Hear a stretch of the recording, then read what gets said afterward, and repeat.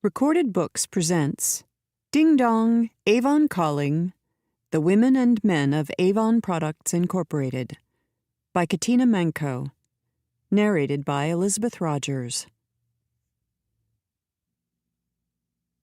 Introduction: Avon and the Direct Selling Industry.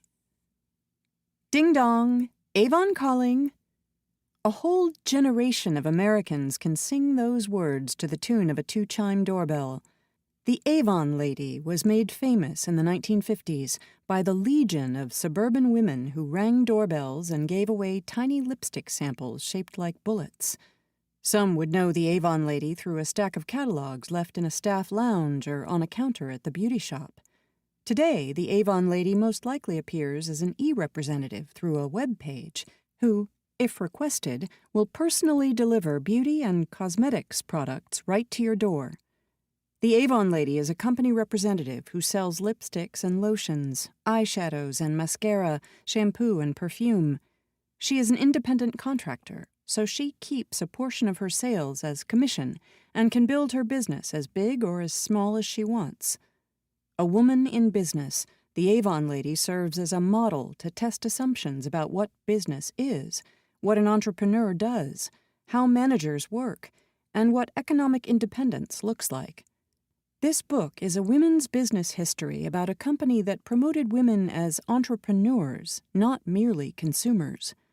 While Avon, known as the California Perfume Company during the first 50 years of its history, sold cosmetics and beauty products, this book is not about the products themselves. It instead focuses on the hundreds of thousands of women who owned their own businesses selling those products. Founded in 1886, Avon was the only company of its kind to hire women exclusively as its representatives. At a time when Yankee peddlers and itinerant salesmen crisscrossed the country selling pots and pans, cutlery and medicines, furniture, tools, dishes, lightning rods, and all types of sundries, Avon recruited women to sell soaps, perfumes, and household supplies to their neighbors, paid them on commission, and managed the company through the mail. The company took on the name Avon in 1939, adopting the brand name of its line of face powder and lipstick introduced in 1929. The number of representatives increased from about 10,000 before World War I to nearly 40,000 at the start of World War II. The size of the representative sales force grew exponentially in the post-war era as women looked for ways to supplement their household income. In the 1960s, Avon had entered a dozen countries, and by the 1980s, it had contracted with about 500,000 American women who were joined by nearly 4 million representatives in 70 countries worldwide.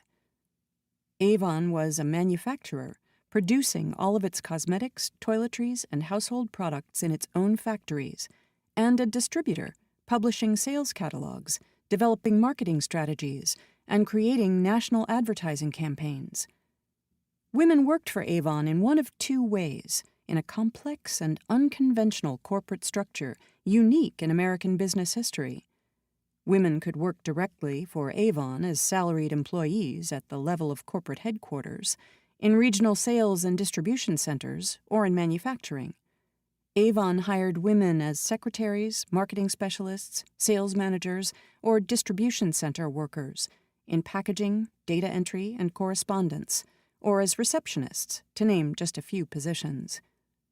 This history looks closely at those women and the strategies Avon used to promote women into management positions. Avon also contracted with women to generate sales in their neighborhoods, and these company representatives, or beauty consultants, were the iconic Avon ladies who knocked on doors, took orders, and delivered products to customers. Representatives were not employees of Avon, but independent contractors, a legal status defined in 1936 that made them independent business owners. They were compensated solely by commissions, ranging. To keep listening to this audiobook, I've left you a link in the description so you can do it, at no cost thanks to Audible's 30-day free trial.